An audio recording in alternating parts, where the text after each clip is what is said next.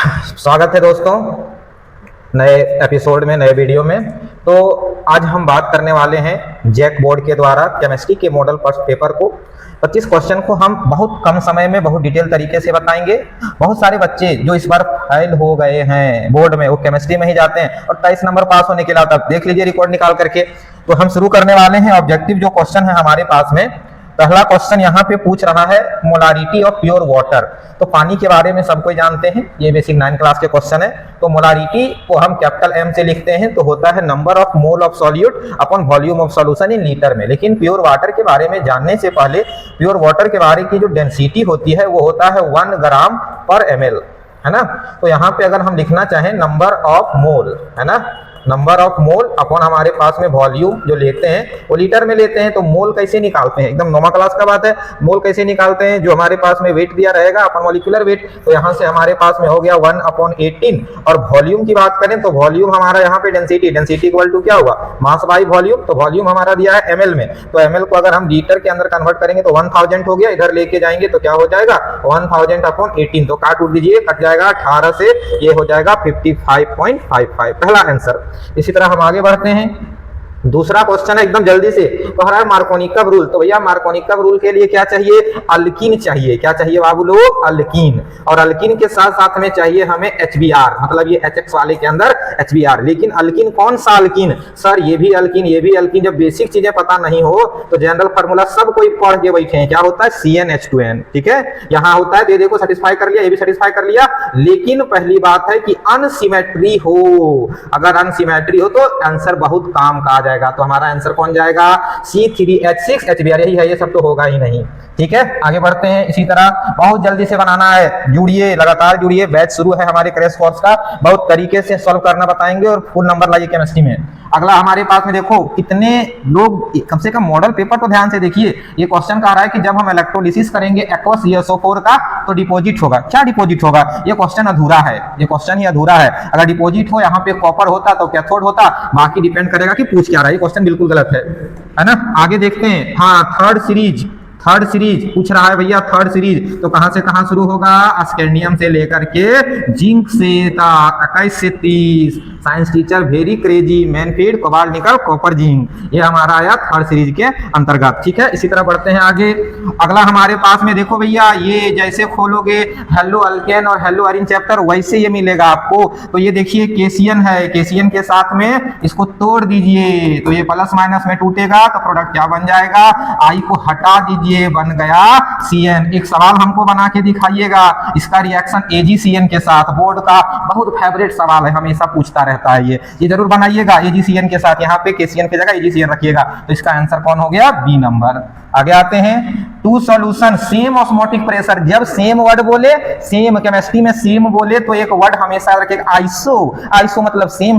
तो पूछ रहा है कि भैया पूछ रहा है कि सेम ऑस्मोटिक प्रेशर, तो सेम का मतलब आइसोटोनिक। जब भी सेम बोले तो आइसो वर्ड देखना, isotope, isobar, isotone, iso electronic, उसके अंदर अलग अलग चीजें पढ़ने को मिलेगी। चलिए बढ़ते हैं आगे। अगला कह रहा है कि मोलर कंडक्टिविटी की बारे में बात कह रहा है कि मोलर कंडक्टिविटी क्या हो जाएगा, K/C। ये कंसंट्रेशन, अगर ये बढ़ेगा तो ये घटेगा। जिसका कंसंट्रेशन सबसे कम उसकी मोलर कंडक्टिविटी सबसे ज्यादा, ठीक है। देख लो मैक्सिमम पूछ रहा है ना, मैक्सिमम पूछ रहा है, तो मैक्सिमम पूछ रहा है तो मैक्सिमम जिसका मिनिमम होगा वो मैक्सिमम जाएगा।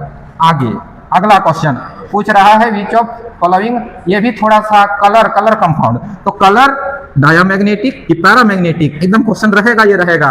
तो अगर हम कलर की बात करें तो कलर होता है बाबू पैरामैग्नेटिक, और पैरामैग्नेटिक वो होते हैं बाबू जिसके पास क्या हो, अनपेयर्ड इलेक्ट्रॉन हो।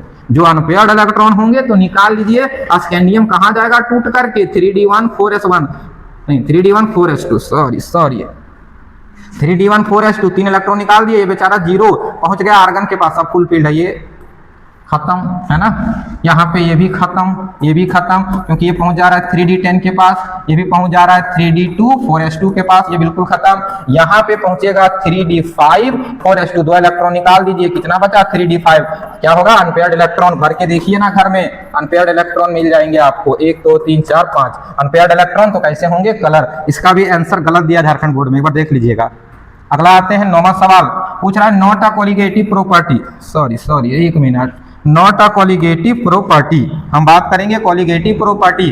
तो कोलिगेटिव प्रॉपर्टी ये नाम अधूरा दिया है, यहाँ का एक ये दे रखा है ना, relative lowering in vapour pressure, elevation in boiling point है, डिप्रेशन इन फ्रीजिंग पॉइंट है। ये क्वेश्चन आईपीएमटी से चोरी किया ये। तो हमारे पास में रिलेटिव लोअरिंग यहाँ पे ये जो है ऑस्मोटिक प्रेशर नहीं रखा है, और यहाँ पूरा नाम लिखेगा तभी ये कोलिगेटिव प्रॉपर्टी नहीं है। तो आंसर कौन हो जाएगा? पहला वाला। बढ़िए आगे बढ़िए, समय कम है।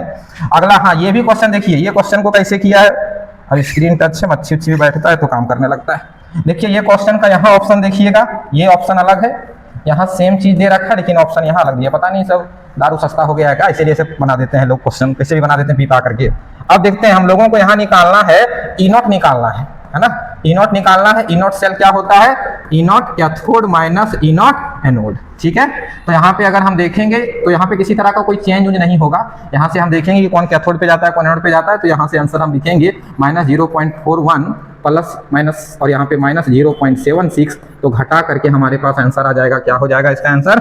घटाइए ना, 6 में 1 गया 5, आंसर आ जाएगा 0.35। ये वाला मत जाइएगा, हिंदी वाला देखिए ना, अंग्रेजी ये सब वैलिड मानता है, नीट भी हो या कोई एग्जाम, हिंदी टाइपिंग गलत हो सकता है, अंग्रेजी नहीं।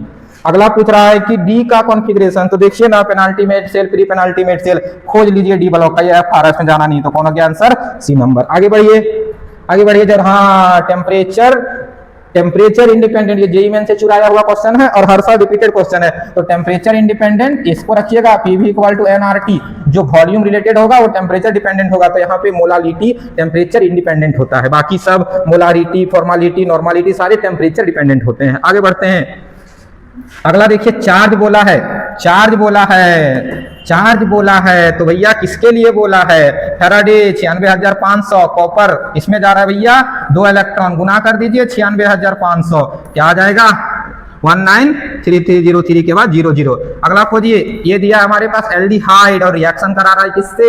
ग्रिग्नार्ड रिएजेंट के साथ। तो करा दीजिए ना, करा दीजिए। सबको ही पता है कि ये प्राइमरी और सेकेंडरी अल्कोहल बनाता है और कीटोन के साथ टर्सरी अल्कोहल बना देता है। तो यहाँ जोड़िए, करा दीजिए इसका रिएक्शन CH3 MgBr के साथ। इसको पकड़ के निकाल दीजिए, क्या बचा?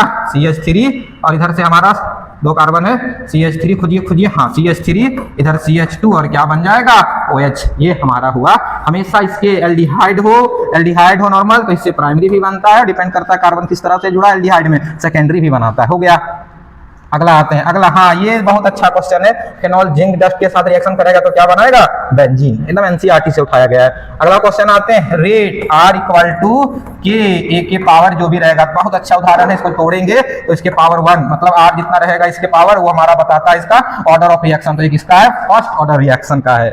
आगे बढ़िए। विच ऑफ फॉलोइंग मैक्सिमम, अरे मैक्सिमम एमएन मैक्सिमम जो है पीरियोडिक टेबल के अंदर डी ब्लॉक में 3rd सीरीज 4th सीरीज में कौन देखने को मिलेगा? एमएन के अंदर देखने को मिलेगा मैक्सिमम ऑक्सीडेशन स्टेट।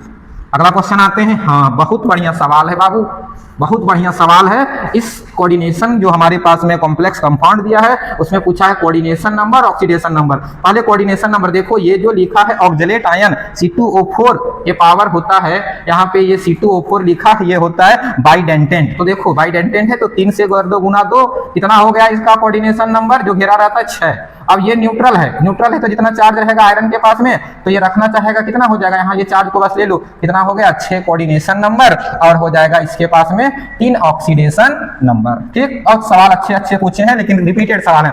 देखो सॉल्वेट आइसोमेरिज्म, सीधा देखो सॉल्वेट तो घोलते किस में? पानी में घोलते हैं। चाहिए जिसके अंदर हमें दिखता है वाटर, जिसको दिख जाए वाटर वो क्या हो जाएंगे? Solvate iso. देखो किसी के पास नहीं होगा, देखो किसी के पास नहीं होगा, जिसके पास दिखता है वाटर वो हो जाएगा सॉल्वेट आइसोमेरिज्म। आगे बढ़ते हैं, बहुत आसान सवाल है। हाँ देखो यहाँ भी हाइड्रोजन, यहाँ भी हाइड्रोजन एक्सचेंज मेथड, लेकिन एक्सक्लूसिवली फॉर आयोडीन। तो आयोडीन के लिए क्या होता है? Filling reaction. बाबू एक्सक्लूसिवली फॉर फ्लोरीन। थोड़ा कमेंट करके बता दीजिएगा कि फ्लोरीन के लिए क्या होगा, ठीक है? तो हम देखिएगा कमेंट के अंदर। अगला क्वेश्चन आते हैं, एल्डोल कंडेंसेशन, जिसके पास क्या हो? Alpha hydrogen. खोज लीजिए ना, अल्फा हाइड्रोजन खोज लीजिए एल्डोल कंडेंसेशन में। इसको बनाएंगे जब हम लोग तो यहाँ पे CHO इसके पास एको नहीं है, ये तो ऐसे नहीं है। तो ये हुआ हमारा इसके पास, जिसके पास अल्फा हाइड्रोजन हो वही क्या शो करेगा? Aldol condensation. क्लियर है?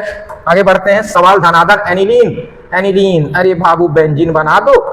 और ऊपर लिख दो NH2। इस बेचारा हमेशा लोन पेयर रखता है, और जिसका लोन पेयर रेजोनेंस के अंदर भाग लेगा ना डिलोकलाइजेशन में, प्रोटॉन एक्सेप्ट करने की क्षमता कम हो जाती है, जिसके कारण ये एक कमजोर बेस हो जाता है। तो ये कमजोर हो जाता है किससे भैया, सॉरी यहाँ कमजोर किससे हो जाएगा, ये लेस बेसिक देन, इससे लेस बेसिक हो जाएगा अमोनिया से। ये बोर्ड में क्वेश्चन थ्योरेटिकल भी पूछ सकता है कि एनिलीन और अमोनिया में ज्यादा बेसिक कौन होता है, एकदम ध्यान से रखिएगा क्वेश्चन को। तो जिसका लोन पेयर भाग लेता है कहाँ, रेजोनेंस में, लोकलाइज या डिलोकलाइज हो जाएगा वो भैया उसके पास प्रोटॉन की क्षमता कम हो जाती है, जिसके कारण उसका बेसिक नेचर कमजोर हो जाता है।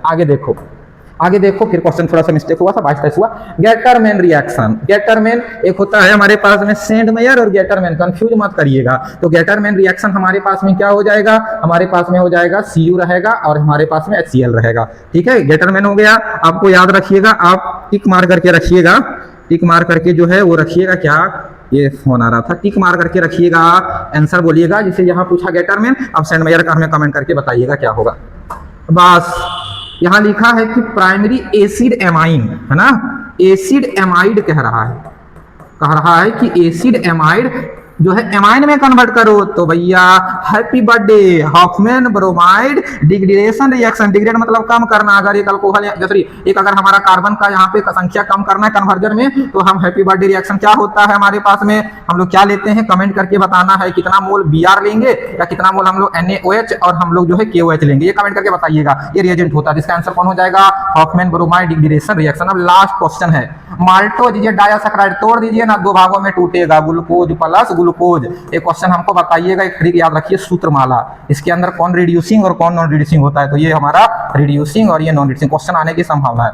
तो दोस्तों जितना जल्दी हो सका मैंने समाप्त किया क्वेश्चन को, और जैसा लगेगा जरूर बताइएगा। धन्यवाद।